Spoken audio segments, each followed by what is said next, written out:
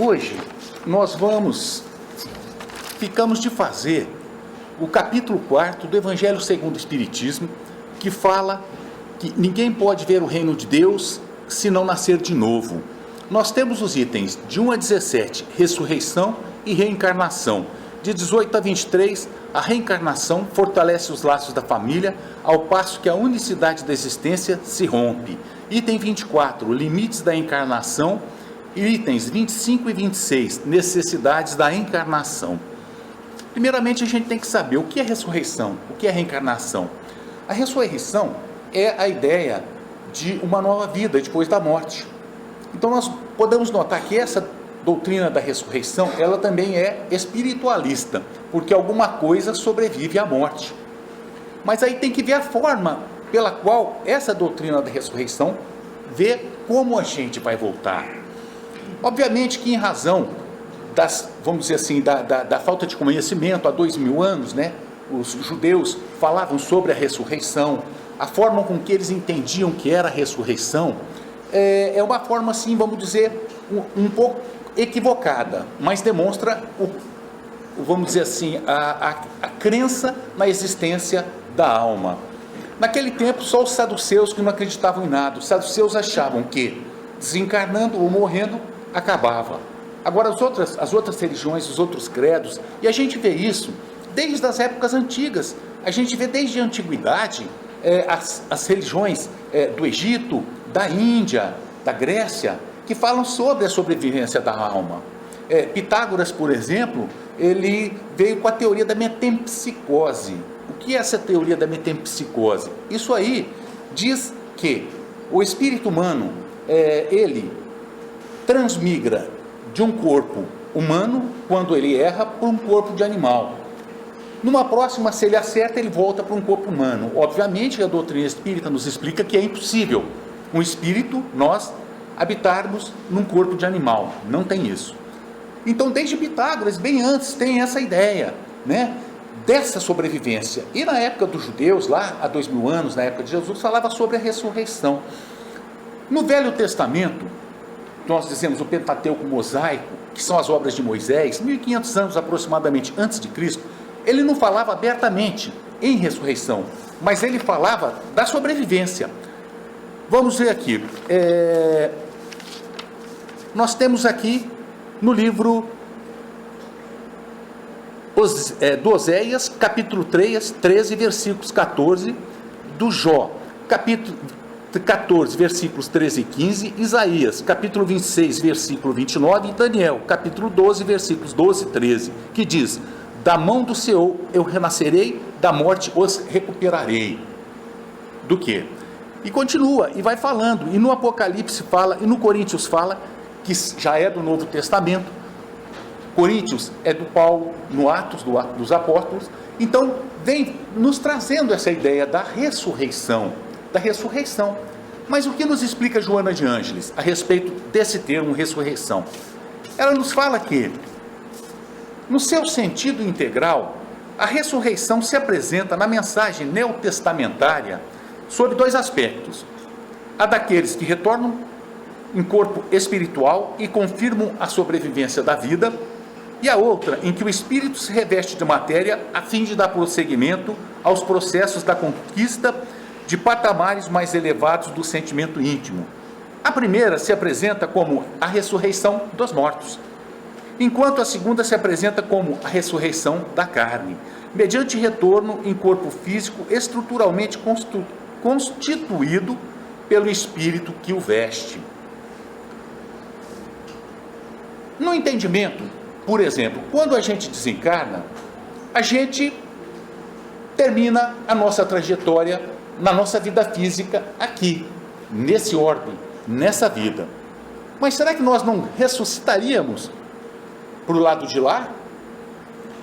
Não continuaríamos? Não seria então, como diz Joana de Ângeles, a ressurreição do espírito?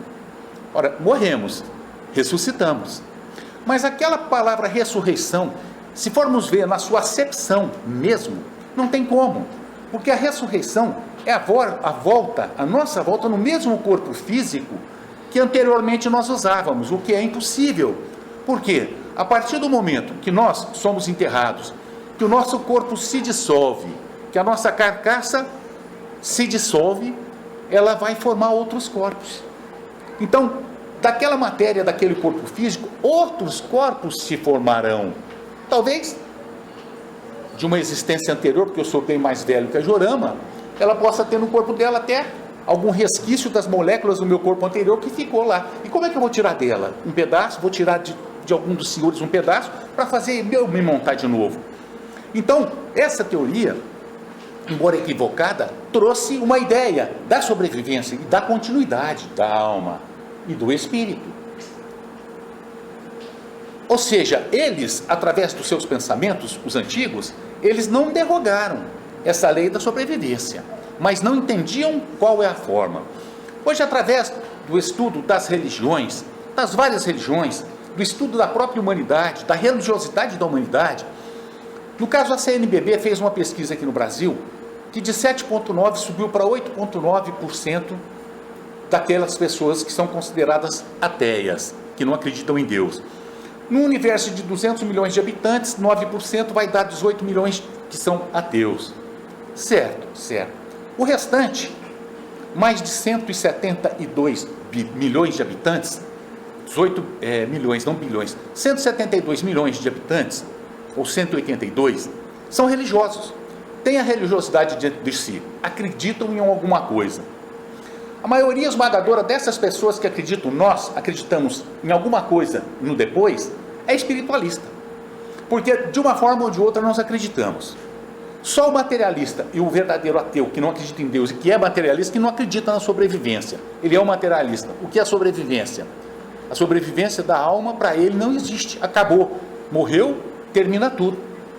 Mas aquelas pessoas que acreditam, por exemplo, na sobrevivência da alma, com a sorte eternamente já fixada pelos seus atos na vida, que é a doutrina dogmática, seria o céu, o inferno, acreditam na sobrevivência. E aquelas outras pessoas que acreditam que de alguma forma vão para algum lugar, acreditam na sobrevivência. Mas aí a doutrina espírita, em 1857, veio nos esclarecer o que seria essa ressurreição, que nós chamamos de reencarnação. E que essa palavra reencarnação não é atual. Essa palavra vem lá da antiguidade.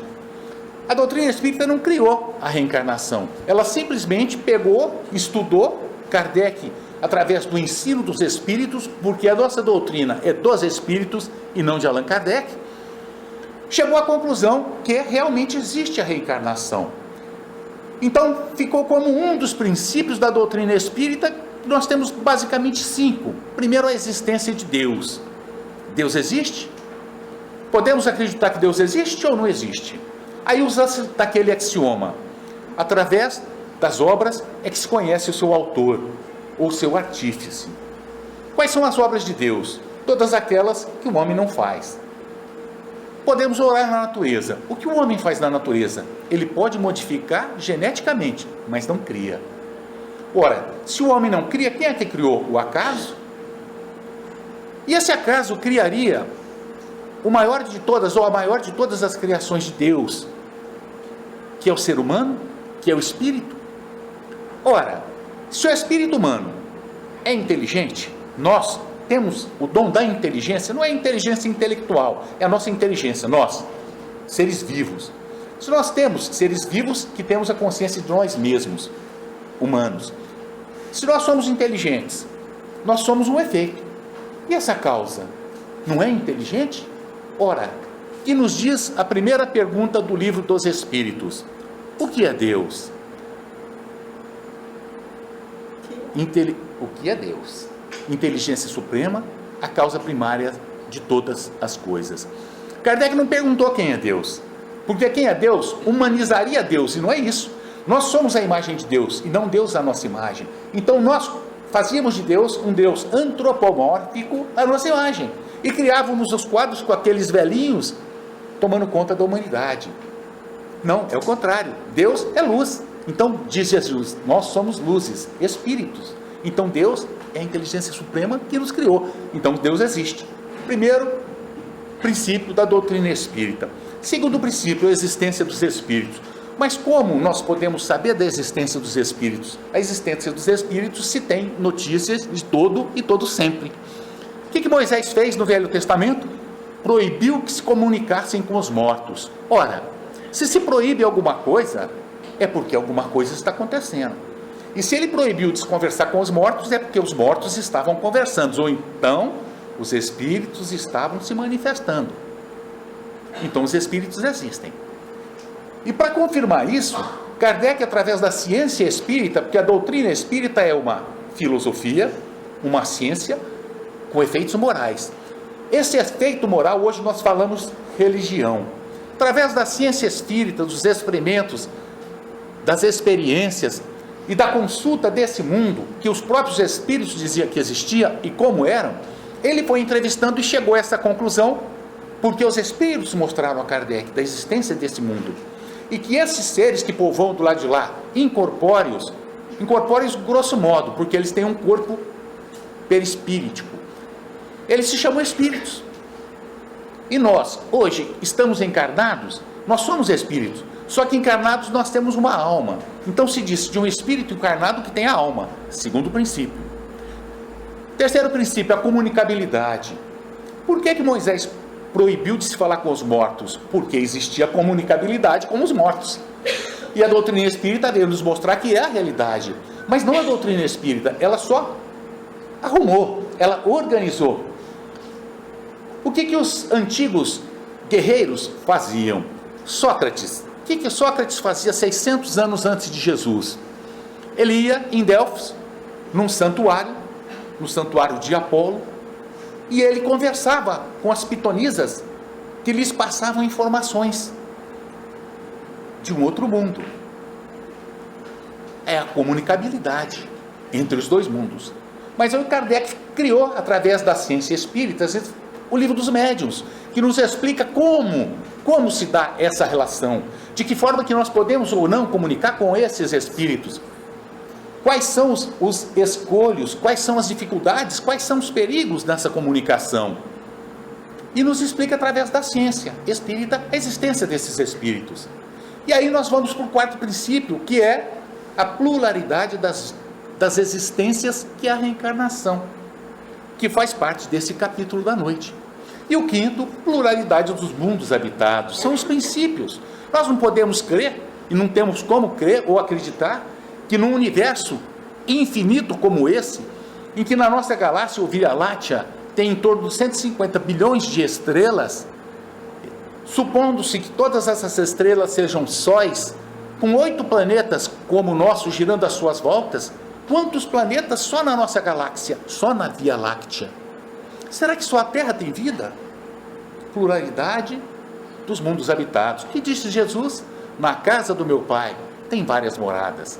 Então esses princípios da doutrina espírita, em que se encontra o da reencarnação, nos mostra essa realidade. Mas nós não precisamos, eu não acredito que a doutrina fala, tá certo, não precisamos acreditar, então vamos pesquisar, que hoje nós temos a internet. Aí a gente começa a procurar terapia das vidas anteriores, mortes aparentes, e aí nós vamos encontrar uma série de depoimentos que falam de pessoas que lembram de suas vidas anteriores, do que foram, do que fizeram, e que de repente isso vem a lume, sobe, aparece, e eles se dizem essas pessoas, e vão fazer as pesquisas nas casas anteriores dessas pessoas, e realmente as encontram, não a pessoa, mas os seus familiares, que confirmam que essa pessoa existiu. É a reencarnação. Então nós temos hoje já a prova científica da reencarnação. Mas eu não acredito, não tem problema, é uma lei da natureza, não é criação da doutrina espírita. Nós apenas da doutrina estamos passando o que nos foi passado pelos espíritos através dos seus ensinos. Então a ressurreição e a reencarnação. Mas por que a reencarnação? A reencarnação é para que a gente cresça, para a luz. Porque todos nós espíritos fomos criados simples e ignorantes. Estamos numa trajetória ascendente. Já passamos pelos reinos mineral, vegetal, animal, hominal, e vamos para o angelical.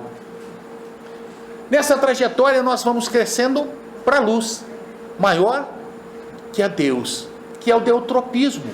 A gente, luzes pequenas, virando-nos para a luz maior, que é Deus, buscando essa perfeição. E nessa caminhada, através destas vidas sucessivas, nós vamos arrumando os nossos compromissos. Porque simples e ignorantes, nós passamos a ter o livre-arbítrio e fazer a escolha, optar por um caminho. E normalmente, as alternativas que nos são dadas, a gente opta por aquela que nos é pior. E aí a consequência vem. E através dessas vidas sucessivas, nós vamos aprendendo o que nos faz bem, o que nos faz mal. Como Paulo nos fala, tudo é lícito, mas nem tudo me convém. E nós vamos conseguindo discernir o que nos faz bem e o que nos faz e não faz, através do que a gente colhe da plantação dos nossos atos, que nós somos herdeiros de nós mesmos.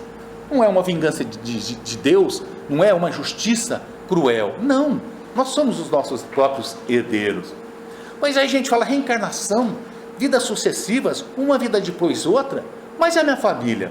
Uai, dessa forma então, isso posto, os laços de família se rompem em razão dessas vidas sucessivas? De forma nenhuma. Eles se romperiam com a unicidade da existência, uma vida só, porque nós não nos conheceríamos. Teríamos na nossa casa os nossos filhos, os nossos pais, os nossos irmãos, teríamos os nossos círculos de amigos, morríamos, unicidade da existência, acabou. Quando nós renascemos, não ia renascer porque é vida única. Então nós fomos criados pela unicidade no berço e vamos acabar num túmulo. Aí se rompe sim os vínculos familiares, os vínculos afetivos, os nossos amores. Ora, será que nós teríamos como acreditar num Deus que permite que as nossas afeições se partam para que nunca possamos mais encontrá-las? Que elas possam ir para um nada, que elas possam nos deixar? É a unicidade da existência, mas a pluralidade não. Nós nos reencontramos. Não é por isso que eu vou ter 10 pais, 10 mães, 100 irmãos, 80 parentes. Não. Porque a gente vai sempre nascer no mesmo círculo, nos realinhando um com os outros, porque os nossos círculos são círculos de compromisso e de afinidade. E se nós estamos num círculo familiar, num núcleo, numa família, se nós estamos num trabalho, se nós temos um grupo de amigos, um grupo de religiosos, é porque é necessário que nós estejamos com essas pessoas nesse momento da nossa vida. Não está errado. E hoje nós estamos numa situação e somos uma personagem. Por exemplo, sou pai, mas da próxima eu posso vir como filho da minha filha. É impossível? Não. É o amor. Suponhamos, as famílias, nós temos famílias que são de expiação, muito difíceis de se conviver, os parentes entre si, muita guerra, muita discussão, muita briga. Mas isso não é para que aconteça, porque através do Evangelho de Jesus, que todas as religiões cristãs pregam, ele prega o amor. Então é uma guerra, ele prega a paz e não a discórdia. Então os parentes estão juntos para quê? Para se amar, para exercitar o amor e não para brigar. Então, se começam as desavenças, essas famílias expiatórias, elas devem fazer o quê? Começar a se alinhar. Ora, meu Deus, eu abro mão um pouquinho do que eu penso, abro mão um pouquinho daquilo que eu sinto, faço um pouco do que a outra pessoa quer, não deixando de viver e de ter os meus direitos e de ser o que eu sou, não me anulando, mas abrindo um pouco a mão do meu espaço, para que o espaço dela também possa chegar a mim, e isso é uma coisa natural, exercício do amor nessas famílias em que nós estamos, difíceis. Tem as famílias missionárias, mas acredito que são poucas que nós conhecemos, que é uma afinidade muito grande, que só trabalham por bem, e que só pensam no bem, que só fazem o bem. Raras aqui na Terra, mas existem. E se nós estamos nesse núcleo, é para que a gente exercite realmente esse amor. Por isso que nós sempre, como que voltamos para o mesmo núcleo familiar, por isso que não se rompem os nossos laços, eles como que se estreitam, porque através das reencarnações, dessas vidas sucessivas, a gente, embora o ódio, vai aprendendo a amar. Se eu tratei mal, mas muito mal mesmo, alguém na minha vida, numa próxima, essa pessoa vem como um filho amado, e aí eu quero fazer tudo por ele, e sem saber por quê. Porque é um compromisso. As mães, olha o amor de mãe. De repente, uma mãe tem um bebê. Olha o amor dessa mãe. O que ela não faz por ele? Mãe, na verdadeira acepção do termo. E hoje nós temos mães de várias formas. Nós temos as mães que são pais, os pais que são mães, temos as mães que são os avós, temos as mães que são os amigos. Hoje nós temos vários tipos de família. Nós temos a socioafetiva, a homoafetiva, a monoparental, que não deixam de ser mães. Então, essa mãe ama.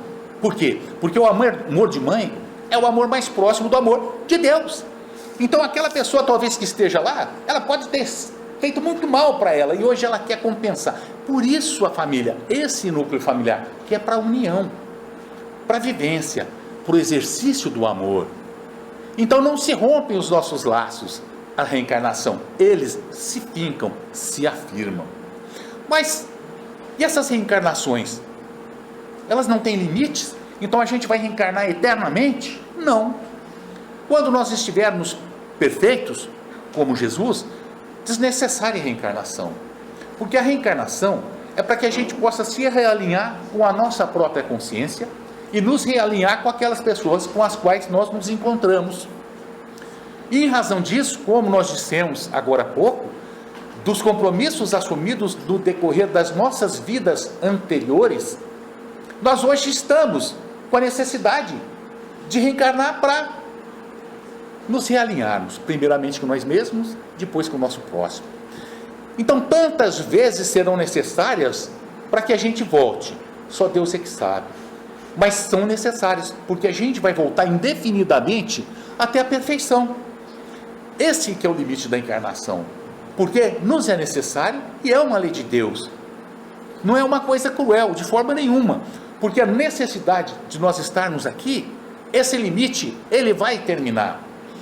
E quando nós nos encontramos na erraticidade, ou mortos, desencarnados, disse que nós estamos na erraticidade. Não são espíritos errantes, espíritos, almas penadas. Não, não, não. Aquele que precisa se reencarnar ainda, ele passa um tempo na erraticidade. E quando ele reencarna, ele está reencarnado. A gente sai da carne, desencarna, volta para a carne, reencarna. Quando nós estamos no espaço, lá, fora do corpo físico, disse que estamos na erraticidade. A partir do momento que nós não precisarmos mais nos reencarnar, acabou. Os limites das nossas reencarnações terminaram. Esse é o limite. Mas o porquê da reencarnação? Por que existe a reencarnação? Por que a gente reencarna? Primeiramente para que a gente cresça.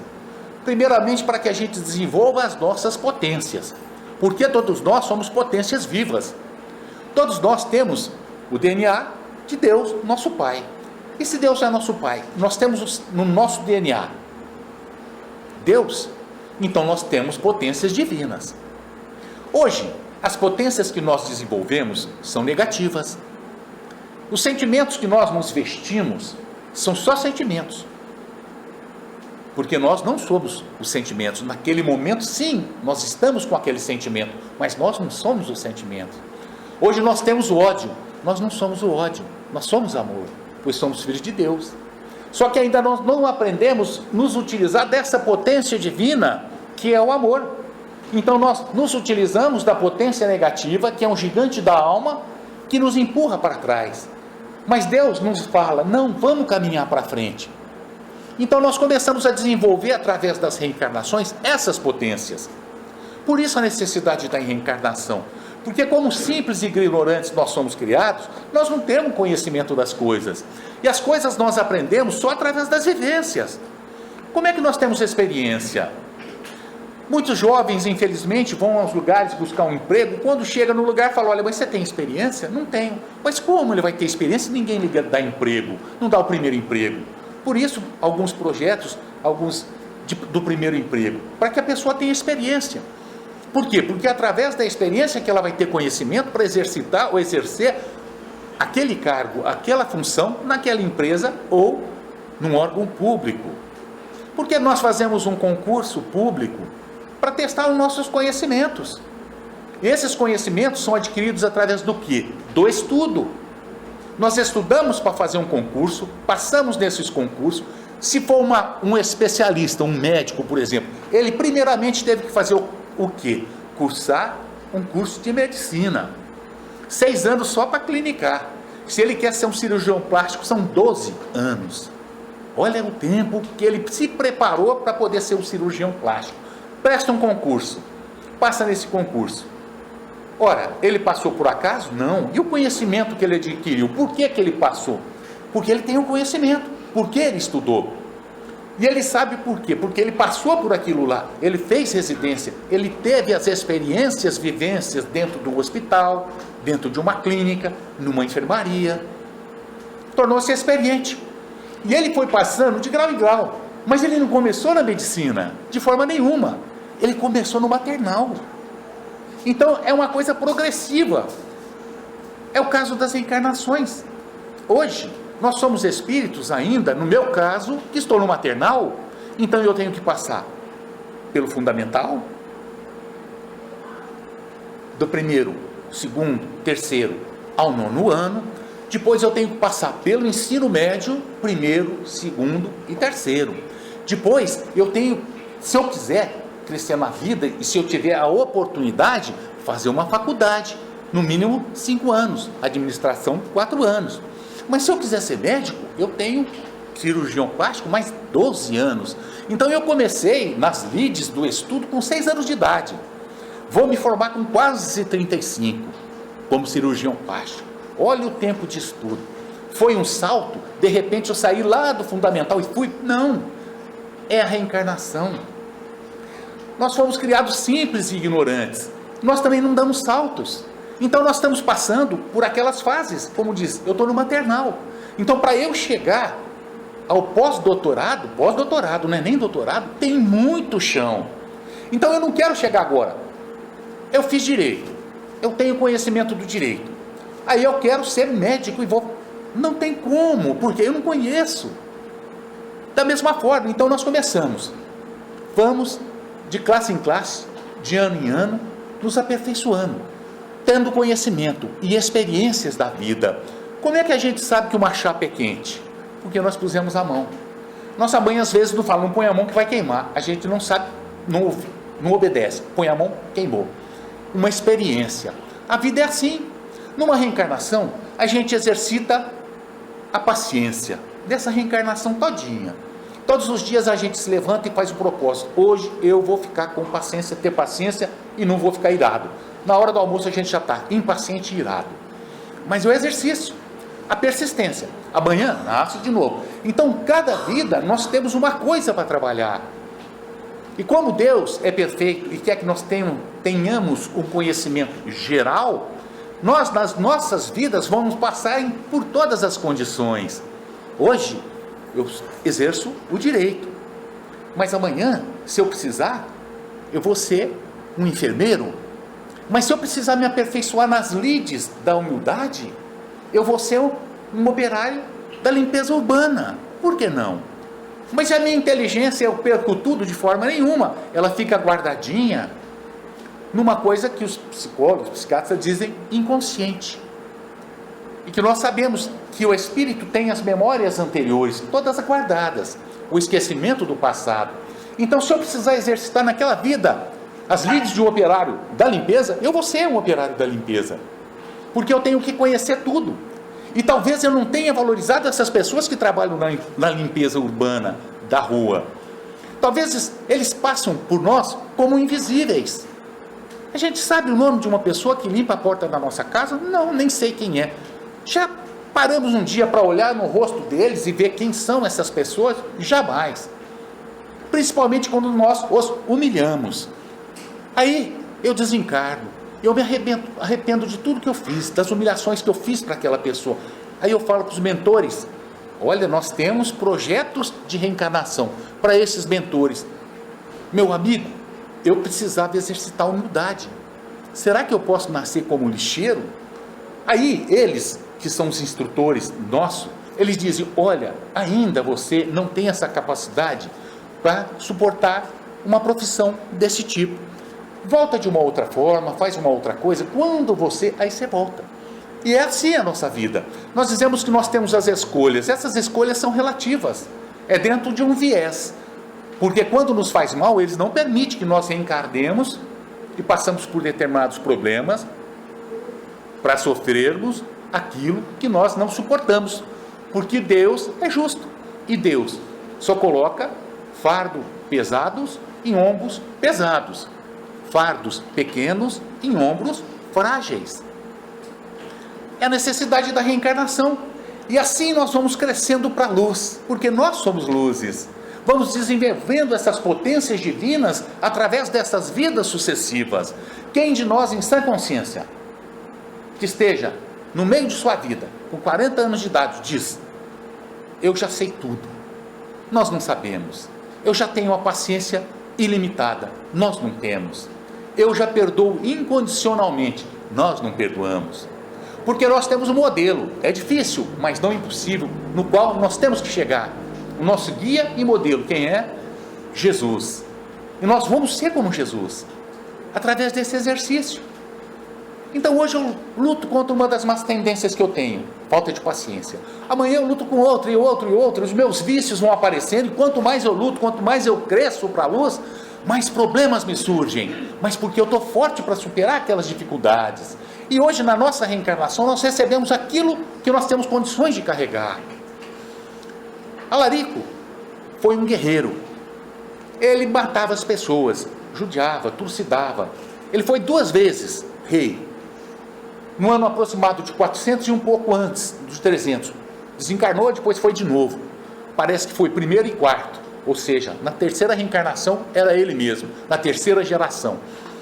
Fez mal, muito mal. E foi passando pelas dificuldades. E ele só passou pela prova da lepra no final do século XX. Por quê? Porque ele tinha condições de passar por aquela prova. Então ele ficou mais de 15 séculos sem passar pela provação das mortes violentas que ele tinha, porque ele não suportaria. Aí ele foi passando, e de acordo com o que ele foi passando e crescendo, ele foi desenvolvendo as suas potências. Por incrível que pareça, as dificuldades foram aumentando. Porque quanto mais fortes nós somos, as dificuldades se tornam maiores, porque nós podemos superar. E esses obstáculos fazem com que a gente consiga ter resistência. Porque a gente vai ter resistência no amor. A gente vai ter a resistência, nós vamos estar fortificados para a vida. Até chegar o momento que um dia alguém bate na nossa cara e a gente dá a outra face. Até no momento que alguém chegar num dia e toma a nossa túnica, aí a gente dá um manto. Até um dia que uma pessoa pede para que a gente o carregue 1000 passos, nós os carregaremos 2000. Foi isso que disse Jesus. Vos disseram, olho por olho, dente por dente, mas eu vos digo, fazei bem aquele que vos quer mal. Se alguém te pedir, ou se alguém bater em uma face, dê também a outra. Se alguém te pedir um manto, dê também sua túnica. Se pedir para que te carregue 1000, carregue 2000 passos. Essa mensagem não é uma ilusão. Essa mensagem não é uma mentira, porque Jesus não mente. É a realidade, mas ainda nós não conseguimos colocar dentro de nós, incorporar essas realidades. Mas pouco a pouco, através desse exercício nas reencarnações, é que a gente vai incorporar tudo isso. E no futuro, vem naturalmente. São coisas hoje que nós fazemos, por exemplo, os senhores que andam. Os senhores pensam para andar? Ou é automático?